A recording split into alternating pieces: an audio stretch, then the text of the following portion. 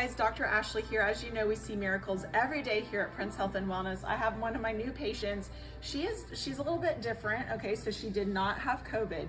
She has not had smell for how many years? At least 15, maybe 20.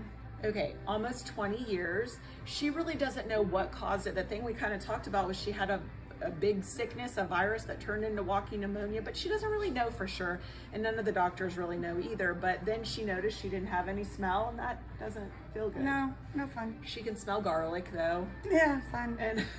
But she wants to smell flowers and all the beautiful things. Perfume would be nice. I could pick out perfume again. Yeah.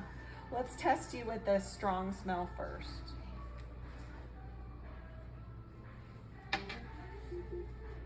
I do smell it. Can you decipher it? Maybe spearmint?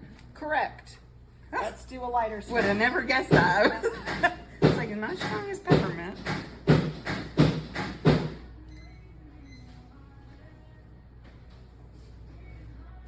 Now that you got this one going on, it's like I know it's something different, but I don't know what.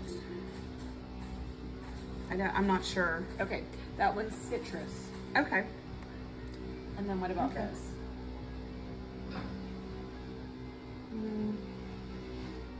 A little faint. It's. I really have to work at it but it's. This is the lightest smell. Yeah. So what do you smell? Coffee. Okay, you did good.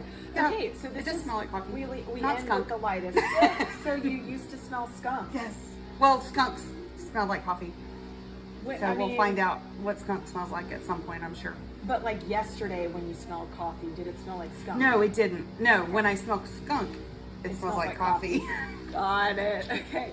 I know. Okay, fun. so I think this is a positive change, guys. If It is. you know someone struggling with smell issues, she hasn't had it in 20 years, so come see us. God bless you.